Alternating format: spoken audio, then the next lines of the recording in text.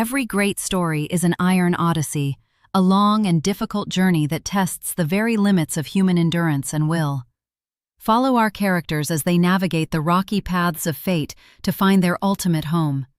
Subscribe today and join the most epic journey of the digital age. "She doesn't even have a real job," my brother said at his rehearsal dinner, loud enough for the whole table to hear right before he asked me to move to the far end so his fiancée's family wouldn't have to sit next to me. Nobody corrected him. My parents smiled like it was a joke. What none of them knew was that the down payment on the house he and his fiancée were buying, every dollar of it, had come from me. I learned a long time ago that being the invisible one in a family can feel like a kind of slow erasure, until you realize that invisible people are the ones who see everything clearly. The venue was a converted farmhouse about 40 minutes outside of the city. String lights, exposed beams, mason jars of wildflowers on every table. The kind of place you rent when you want people to believe your life is effortless. My brother had impeccable taste in things he didn't pay for.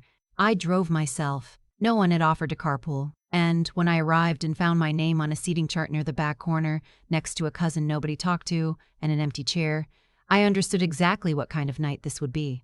My sister-in-law-to-be floated through the room in a cream silk dress, greeting everyone like she was already practicing for the wedding photos.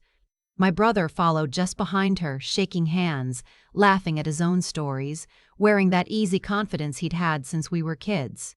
The kind that comes from never once being told to wait your turn. I found my mother near the bar. She looked up when she saw me, smiled briefly, and said, "You made it. Not I'm so glad you're here. Not we've been thinking about you. Just a notation." I had arrived. The attendance sheet could be updated. My father was talking to my soon-to-be brother-in-law's father about golf. He clapped me on the shoulder when I passed, said, "Hey, kiddo," and turned back to his conversation before I finished saying hello. I was 29 years old. I'd been kiddo my entire life, which is a word that means we love you, but we're not paying attention. I found a spot near the edge of the room and stayed there, holding a glass of water, watching. My brother had proposed 8 months earlier. The engagement party had been at my parents' house, catered, flowers, the whole thing.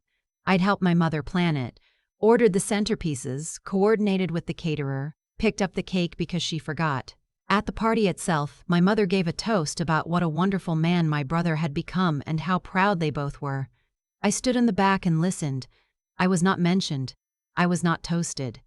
I was the person who made things happen so other people could be celebrated for them. That had been the pattern for as long as I could remember. I was 7 when my brother came home with a trophy from his first soccer tournament. It went on the mantle. I came home the same week with a ribbon from the school science fair, 2nd place. The project had taken me 3 weeks and most of my allowance, and my mother said, "That's sweet, honey," and put it on the kitchen counter where it disappeared under a stack of mail by Thursday. I told myself it didn't mean anything. Kids notice things they're not meant to read into. But then it kept happening. His report cards were celebrated. Mine were expected. When he struggled in chemistry junior year, my parents hired a tutor. When I failed the math test sophomore year, my father said, "You're smart enough to figure it out." He meant it as a compliment. It didn't feel like one. By the time I graduated high school, I had learned to stop waiting for the reaction that never came and start doing things quietly, for myself. I got a scholarship to a state university. I told my parents and my mother said, "Oh good, that'll save us money." My brother's acceptance to a private college 2 years later was announced at a family dinner, photographed, and posted to Facebook.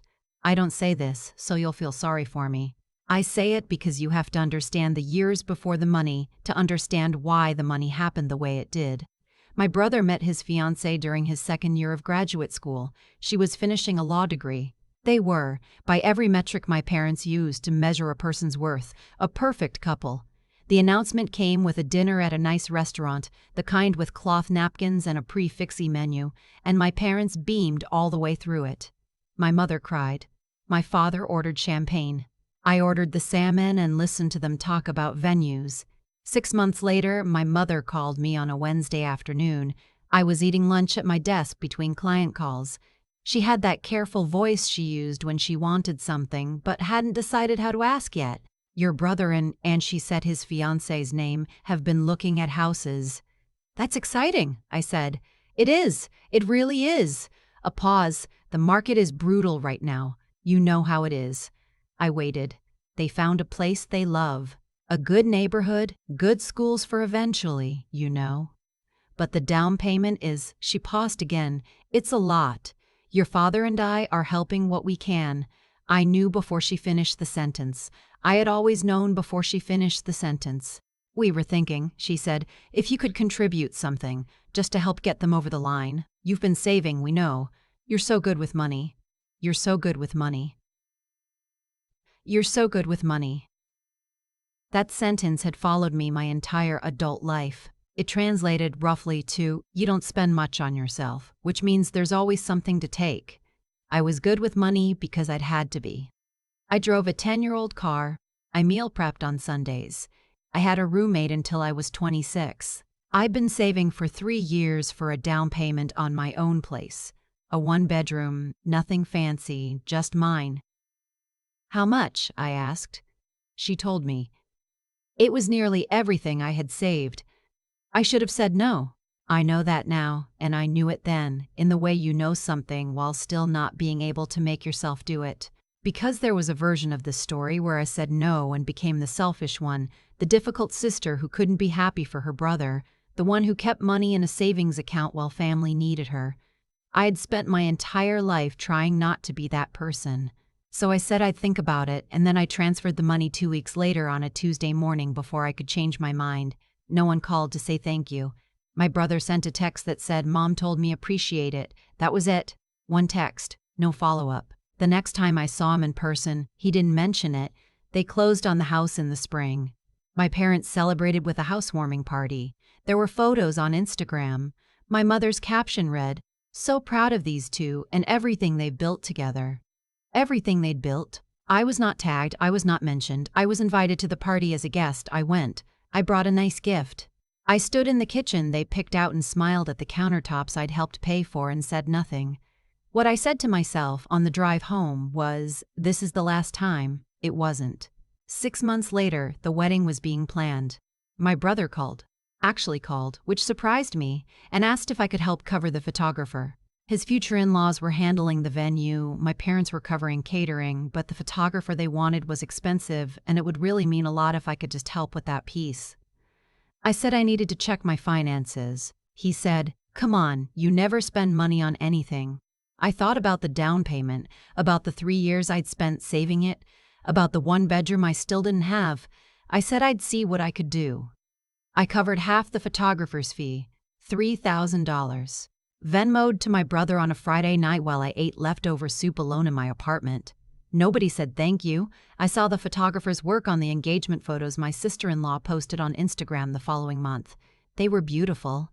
She tagged the photographer. She tagged my brother. She tagged my parents. She tagged her own parents. She tagged 2 friends who had been present for the shoot. She did not tag me. She did not know I had paid for it. She had never been told. I started keeping records after that. Not out of any plan, just because I needed to know that the numbers were real.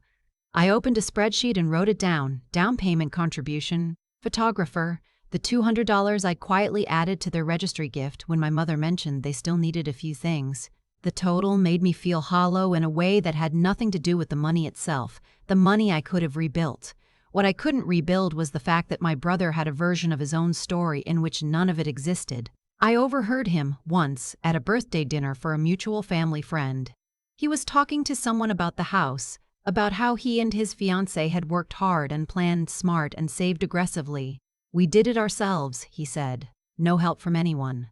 I was standing 6 feet away. He did not look at me. I put my wine glass down carefully and went to find the bathroom. I stood in front of the mirror for a moment and looked at myself. I didn't cry. I was too tired to cry. I was tired in the way you get when you've been quiet for so long that the silence starts to feel like something you're carrying rather than something you're choosing. I went back out to the party and stayed another 45 minutes and drove home and did not say anything to anyone. The rehearsal dinner was on a Friday in October. The farmhouse was beautiful.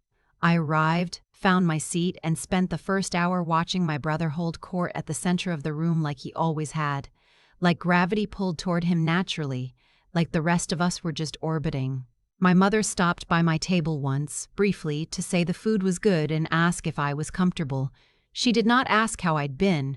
She did not ask about my job, my life, or whether I was okay. She squeezed my hand and moved on.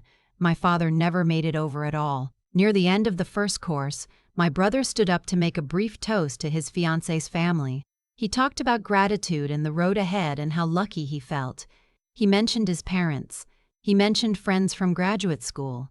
He mentioned his future father-in-law by name and said he was grateful to be joining such a wonderful family. He did not mention me. Not even a small joke about having a sister. Not even a glance in my direction. I sat at the corner table with my glass of water and my polite smile and reminded myself that this was not new information. This was just the same information, updated. After the toast, I decided to leave. Quietly, the way I always did things. I found my coat on the rack near the door, slipped it on, and started moving through the room. "Where are you going?" My brother's voice. He'd appeared from somewhere near the bar, champagne glass in hand, with two of his graduate school friends just behind him. He wasn't angry. He was something worse, amused. "I have an early morning," I said. "I just wanted to say goodnight." He looked at me, at my coat, at my sensible flats, at everything about me that didn't match the room, and then turned to his friends with a half shrug, the way you explain an inconvenient weather forecast. "Don't worry about her," he said. "She's just the practical one. She's a freelancer, does spreadsheets or something. You know how it is." His friends smiled politely. One of them looked away. He hadn't said anything technically cruel. He had said something much more efficient than cruelty. He had reduced me to a category. I was the practical one, the one who did spreadsheets or something, not the sister who had given him her savings, not the person who had funded his photographer, not someone with a name or a story or a single thing worth acknowledging. Just a type, a supporting character in a room where he was the lead. "You're embarrassing yourself," he added, quieter, stepping closer. "Just go. These people are important to us. Us, not him. Us. As if I were somehow a liability to a family I'd been quietly funding for 2 years. I turned toward the door. I'd taken maybe 4 steps when I heard a voice from behind me, not my brother's, not my parents'. A voice I vaguely recognized but couldn't immediately place. "Excuse me. I'm sorry, are you Mara?" I turned around. The man standing up from a table near the center of the room was someone I had seen earlier without registering, mid-50s, a good suit, the kind of face that's difficult to read because it's been trained not to show things. I recognized him then. He was one of my future sister-in-law's family friends, someone's colleague from the firm. I had been introduced to him briefly when I arrived, his name lost immediately in the noise of the room. "I am," I said. He introduced himself. His name was Douglas. He worked with my sister-in-law's father at the same firm, had for 15 years. He said he was sorry to stop me. My brother had gone very still. "Your father mentioned you earlier," Douglas said, which surprised me enough that I stayed. "He said you'd been incredibly generous with your brother and his fiancée, that you contributed to the house." I didn't know what to say to that. I hadn't known my father had told anyone. I had assumed it was another invisible transaction, acknowledged nowhere and by no one. "I'm handling some of the estate planning for the family," Douglas continued, and I noticed his eyes moved to my brother for just a moment before coming back to me. "And there's a financial disclosure question I've been trying to clarify. Something about the source of funds for the down payment." The color drained from my brother's face so quickly it looked physical, like a light going out. "Their mortgage application required documentation of where the down payment came from," Douglas said, his voice pleasant and completely steady. "Your brother indicated it was savings, his own, no gifts. My mother had appeared from somewhere. My father was frozen near the edge of the group that had quietly gathered. My brother started. That's a technicality. Family helps each other." "It's not. It affects the loan terms," Douglas said, "and it affects the disclosure he signed." The room was not silent. The room was all the noise of a party continuing around us while everything in this particular corner stopped completely. "I've been trying to get clarity for the past month," Douglas continued. "Your brother gave me several explanations that didn't quite add up. Tonight was the first time I've had the chance to speak with you directly." He looked at me. Did you provide the funds for the down payment? I thought about the 2 years. The spreadsheet, the Venmo transfers, the Instagram captions, the photographer I'd paid for whose photos my sister-in-law had put in a frame in the entryway of the house I'd helped buy. Yes, I said. I have the records. That won't be necessary tonight, Douglas said. He turned to my brother. His voice had not changed at all, which was somehow worse than if it had. We'll need to have a much longer conversation before the closing documents are finalized for the refinance. My brother said something about family and misunderstandings. I stopped listening. My mother looked at me with an expression I couldn't categorize. Not quite guilt. Not quite anger. Something in between that had nowhere to land. My father still hadn't said anything. He was looking at the floor. I picked up my coat from where it had fallen.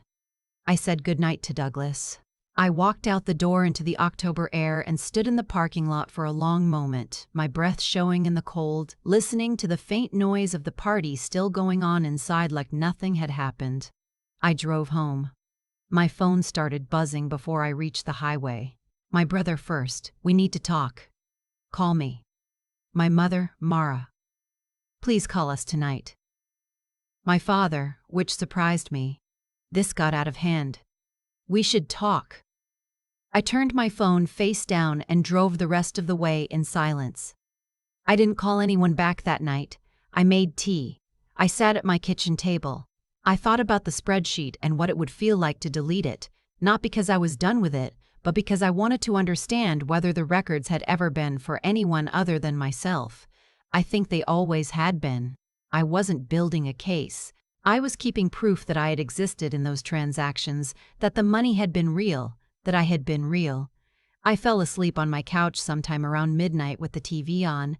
In the morning I had 14 messages and 2 voicemails. I read the messages and deleted the voicemails without listening to them. I made coffee and sat by the window and thought about what I wanted to say, which is different from thinking about what I should say. By mid-morning, I had a clearer picture of what had happened. My father, it turned out, had told Douglas about my contribution not as a disclosure, but as a kind of proud aside, apparently trying to impress someone at the table with what a generous family they were. He hadn't understood the financial implications. He'd thought he was bragging. He had accidentally, in trying to make the family look good, told the truth. My brother called at 11. I answered because I was ready. "What you did last night?" he started. "I didn't do anything," I said. Douglas asked me a question and I answered it. "You knew what you were walking into." I was walking out the door. He stopped me. A pause.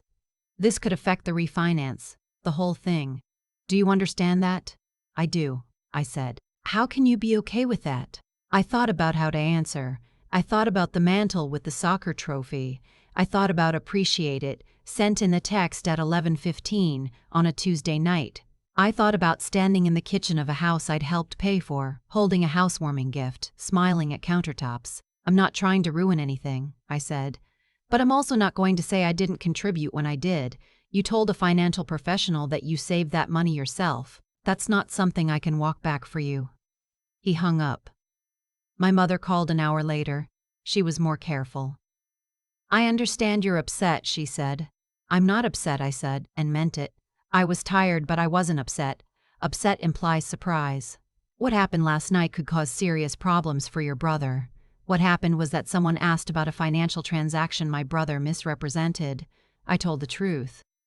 "You've always been so—" She paused, choosing. "You've always been very black and white about things." I let that sit for a moment. "Do you know what I've been thinking about?" I said. "I've been thinking about the fact that in 2 years, not once, not after the down payment, not after the photographer, did anyone say thank you. Not to my face, not in the text, not in a card, nothing." Another pause. "I'm not asking you to fix that. I'm just telling you that's true." My mother was quiet for a long time. "We assumed you wanted to help," she finally said. "I did want to help," she finally said. "I did want to help," I said. "But I also wanted to matter. And those two things aren't actually the same." She didn't have an answer for that. We stayed on the phone for a few more minutes saying nothing useful and then said goodbye. I spent that afternoon thinking about what I wanted the next part of my life to look like. Not the family drama. Not the refinance, just the actual shape of my own days. I'd been in the habit of organizing my finances around other people's needs for so long that I had to genuinely think to remember what my own had been. I wanted a place of my own. I wanted to go a month without tracking my spending around someone else's deadline. I wanted to buy something, a coat, a piece of furniture, a weekend trip, without doing the math on what it was costing someone else's dream. I opened a new savings account that week. I named it Mine. That's all. Just mine. My brother and I didn't speak for 2 months. The refinance was delayed while his documentation was reviewed. I don't know what came of it in the end. He never told me, and I stopped waiting to be told. He texted eventually. It was short. I should have said thank you. I'm sorry I didn't. I read it 3 times. I didn't feel the satisfaction I might have expected. I felt something closer to the end of something than the beginning of it. I wrote back, I know, and left it there. My mother called on and off. My father sent a few awkward emails that read like he'd started them several times and finally just hit send. I responded to most of them, not warmly, not coldly, honestly, which was more than I'd managed for a long time. I never rebuilt the savings to what they'd been before, not within that year anyway. But I got a freelance contract that paid better than I expected, and by spring I had enough for a security deposit on a 1-bedroom in a neighborhood I liked. I signed the lease on a Wednesday morning and sat on the empty floor of my new apartment for 20 minutes before I had to go back to work. There were no string lights, no catered party, no Instagram post. Just me and the keys in my hand and the very specific quiet of a space that no one had any claim to but me. I thought about what it had cost. Not the money, but the years of making myself smaller so someone else could seem bigger. The learned habit of staying at the edge of the room. The practiced invisibility I'd somehow mistaken for generosity. I wasn't angry at my family. I didn't think they were cruel people exactly. I thought they were people who had arranged the world according to what they noticed and what they didn't, and I had spent a very long time being something they didn't notice until they needed me. And I had let that happen, in part because being needed had felt close enough to being loved that I'd stopped checking the difference. But it wasn't the same thing, and had never been the same thing. I know that now. I knew it the morning I sat on the floor of my own apartment with the lease signed and the keys in my hand and no one to answer to. Not because I had gotten everything I wanted, not because anything had been fixed or resolved or made right. Just because for the first time in a very long time, the life in front of me was mine to figure out, and that was enough to start with. The thing I keep coming back to is the spreadsheet, not what was in it, the dates, the amounts, the Venmo confirmations, but the reason I made it in the first place. I didn't make it because I was planning something. I made it because I needed to know that what I had done was real, that I had existed in those transactions, that the money hadn't just appeared out of nowhere the way my family seemed to believe it had. That's what it feels like when you've been invisible long enough. You start to doubt your own footprint. I spent years believing that being useful was the same as being loved, that if I showed up quietly, gave without being asked, and never made things difficult, my family would eventually notice. Not the money, me, the person behind it. I thought generosity would buy me a place at the table I'd been quietly set away from my whole life. It doesn't work that way. I know that now. What I was doing wasn't generosity in the truest sense. It was a negotiation I was conducting entirely by myself, with terms the other party had never agreed to and didn't know existed. That's not their fault, not entirely. It was mine, for confusing sacrifice with connection and then being quietly devastated when the connection never came. What I had to learn, and it took longer than it should have, was the difference between doing something because it reflects who you are and doing something because you're hoping it will change how someone sees you. The first one is a form of integrity. The second is a kind of quiet desperation dressed up as kindness. I had been doing the second one for years and calling it the first. The night Douglas stood up at that rehearsal dinner, I didn't feel triumphant. I felt the way you feel when a window you've been pressing your face against finally opens. Not a rush of victory, just air. Just the sudden awareness that you've been holding your breath. What followed wasn't easy. The conversations with my mother, the silence from my brother, the slow unraveling of the story my family had built about themselves. None of that felt like winning.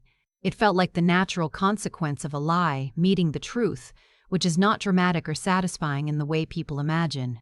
It's just heavy, and then, slowly, lighter. I think about the version of me who kept the spreadsheet not as evidence but as proof of existence, and I feel something that isn't quite pity and isn't quite tenderness. It's more like recognition. She was doing the best she could with what she understood at the time. She was trying to hold on to something real in a family that kept rewriting the story without her in it. That took a kind of endurance that I don't think I gave myself credit for. But endurance alone isn't enough. You can survive something for years and still be diminished by it. What matters is whether you eventually look clearly at what's happening, really clearly, without the comfortable softening of, they mean well, or, it's just how families are, and decide what you're willing to carry going forward. That clarity, the willingness to see your own life honestly even when it's uncomfortable, is what actually changes things. Not the moment at the rehearsal dinner, not Douglas standing up. Just me, a few weeks later, opening a new savings account and naming it mine. That one word was the beginning of everything that came after.